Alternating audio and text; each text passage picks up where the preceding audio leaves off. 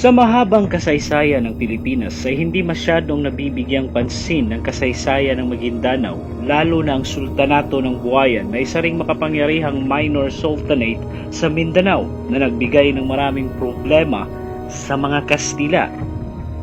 Ito ang kwento ni Dato' Oto, ang Sultan ng Buayan sa Cotabato, at ang kaniyang pagkikipaglaban sa mga Espanyol para mapanatili ang kanilang pagkakasarinlan.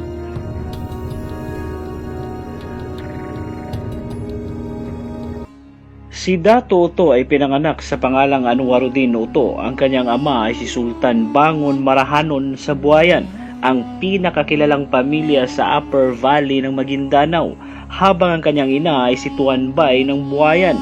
Sa panahong yon noong 19th century, ang Maguindanao ay parang nasa ilalim ng bamboo curtain na merong matatag na political at economic structure. Nakilala si Oto noong 1860s nang pamunuan niya ang isang rebellion na siyang pumigil sa absolute Spanish dominion sa mga teritoryo ng Maguindanao. Noong first half ng 19th century, pumasok ang Espanya sa treaties sa pagitan ng Sulu at Cotabato noong 1836 at 1837 na siyang nagpainit sa rivalry sa pagitan ng Sultanato ng Cotabato at Buayan. Sa mga treaty na ito, ginagarantiya ang seguridad ng mga Spanish vessels sa pamamagitan ng pagbabayad ng mga Kastila sa mga trading post ng Cotabato at Sulu, at ganun din sa trading concessions ng mga vessels ng Cotabato at Sulu sa Maynila. Sa mga panahong iyon, ang Sultan ng Cotabato ay politically dependent na sa gobyerno ng mga Kastila sa Pilipinas para masecure nito ang kanilang supremacy laban sa ibang sultanato sa lugar. Noong 1861, inukupa ng mga Kastila ang Sultanato ng Cotabato at nakataas ang watawat ng Espanya sa kuta ni Dato' Amerol. Kaya isang rebellion ang naganap sa pamumuno ni Dato' Maghuda, isa sa mga Tambao leaders laban sa Sultan ng Cotabato sa Pagalungan. Pero madali itong natalo ng mga Kastila dahil sa kanilang sophisticated weapons. 200 Moro ang napatay ng mga Kastila sa labanan. Noong 1864, nagdesisyon ng mga Kastila na parusahan ng mga rebelde sa Talayan at nanghingi ito ng assistance sa Sultan ng Buayan sa ama ni Dato' Oto. Pinagbigyan nila ang mga Espanyol at nagpadala ng 500 tao sa pamumuno ni Colonel Lahos, ang gobernador ng Cotabato, kasama ang 4 na guides at ilang mandirigma. Sa pamumuno ni Dato' Oto, nagmarcha sila papuntang Talayan. Nang mapadaan sila sa isang grass field, bigla na lang silang inatake ng mga Talayan rebels na nakatago sa matataas na damuhan. Nagulat ang mga Kastila nang biglang nag-switch ng side si Dato' Oto kasama ang kanyang mga mandirigma sa side ng mga umatake sa kanila at tumulong sa pag-aatake sa mga Espanyol, kahit na mas lamang ang puwersa ng mga Kastila sa kanila dahil sa artillery nito at mga military equipment ay natalo pa rin nila ang mga Espanyol sa labanan. Hinabol pa nila ang pag-atras ng mga Kastila hanggang sa Taveran. Tinaguriang bayani si Dato' Oto sa labanang naganap. Sa labanang ding yun, nabulag ang isang mata ni Dato' Oto, kaya siya binansagang one-eyed man. Pero dahil din sa labanang yon, nakilala siya bilang pinuno ng Buayan. Dahil sa pangyayaring yon, naging undisputed leader si Dato' Oto sa Sultanato ng Buayan, kahit pa man na pinamumunuan ito ng kanyang tiyuhin, ang kapatid ng kanyang ama, bilang sultan ng lugar, na siyang pumalit sa trono matapos mamatay ang ama ni Dato' Oto noong 1872. Parehas ang sentimiento ni Dato' Oto at ang Sultan ng Sulu sa mga Kastila, lalo na ang pangingialam nito sa Mindanao, lalo na sa Maguindanao. Noong 1874, si Dato' Oto ay nakipagsanib puwersa sa Sultanato ng Sulu para harasin ng mga Espanyol sa Mindanao. Gumawa naman kaagad ng aksyon ng gobernador ng mga Kastila at nagbigay ng utos para sa isang military manhunt para kay Dato' Oto. At nasakop ng mga Kastila ang ilang bahagi ng Bakat, ang stronghold ni Dato' Oto, pero nakatakas ang Dato' sa lugar.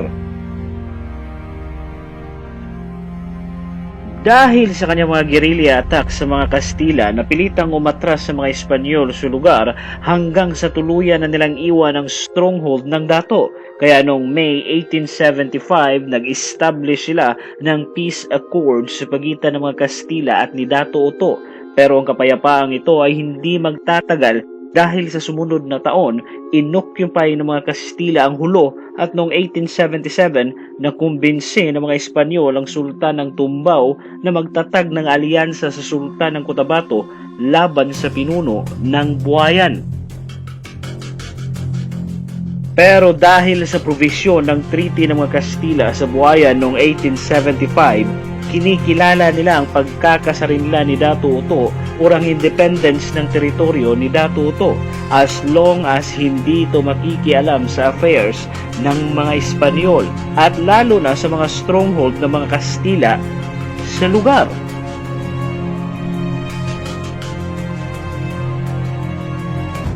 Pero noong 1885, may bagong itinalagang Spanish governor ng Cotabato na si Federico Roldan na siyang inabandona ang pulisiyang ito at mas pinapabura ng military confrontation. Sinimulan ni Roldan ang ilang mga galaw sa lugar na nag-provoke sa side ni Dato Oto para ibalik ang kanilang hostilities. Mas lalo pang uminit ang sitwasyon nang magpadala ang gobernador ng mga centrists o mga sundalo noong February 13, 1886 para i-demolish ang mga grove trees na siyang nagsishelter sa ancestral homes ng pamilya ni Dato Oto sa Bacat. Pero hindi ginalaw ng mga Kastila ang mga libingan ng pamilya ni Dato Oto at nagtayo ng fortifikasyon ng mga Kastila sa tabi mismo ng grove dahil dito nag-retaliate ang pwersa ni Dato Oto at nakipaglaban sa mga Kastila. Isang madugong labanan ang naganap sa pagitan ng pwersa ng mga Kastila at ni Dato Oto at dahil sa galit ng Dato, inatake nito ang mga Christian settlements sa Cotabato. Pero dahil sa superiority ng mga Kastila, dahil sa mga kaalyado nito ay natrap ang Dato sa sitwasyon at hindi na makatakas. Napilitang sumuko si Dato Oto sa mga Kastila noong March 28, dinala siya ng kanyang Minister of War na si Dato Caballo sa kampo ng mga Kastila. Habang ang gobernador ng mga Kastila na si Serena ay nagbigay ng utos na si Dato Oto at ang kanyang asawa ay magbibigay ng otorisasyon sa mga Kastila na kunin ang kahit saang lugar sa malapit sa Pulangi River except sa Bacat dahil ito ay isang sagradong lugar sa Maguindanao.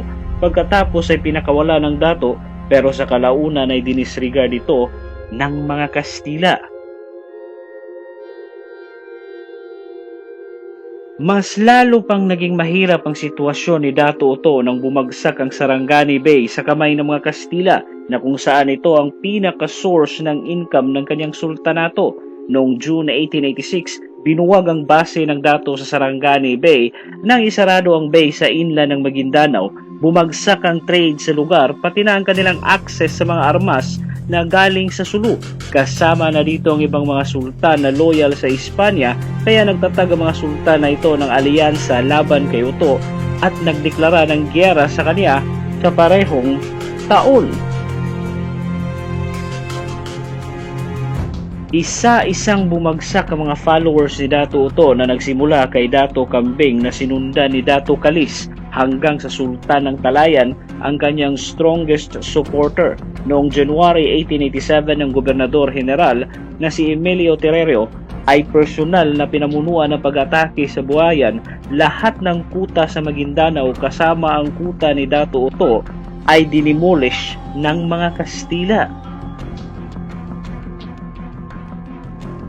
Habang ang Sultan ng Kudarangan ay nakipag-negotiate para sa kapayapaan sa mga Kastila na sinundan ng pledge of loyalty ng pinsan ni Dato Oto na si Tambilawan, ang Raja Muda ng Kudarangan at ng Maguindanao Peace Mission na pinamumunuan ng kanyang tiyuhin na si Dato Silungan. Kaya noong March 10, 1887, si Dato Oto kasama ang kanyang asawa at iba pang mga dato sa lugar, pinirmahan nila ang peace treaty na ginawa ng mga Kastila at bumagsak ang pagkaprestihiyoso ni Dato Oto sa lugar dahil sa pag-defect ng kanyang mga kaalyado. Lahat ng mga defection na ito ay minanipula ng mga Espanyol.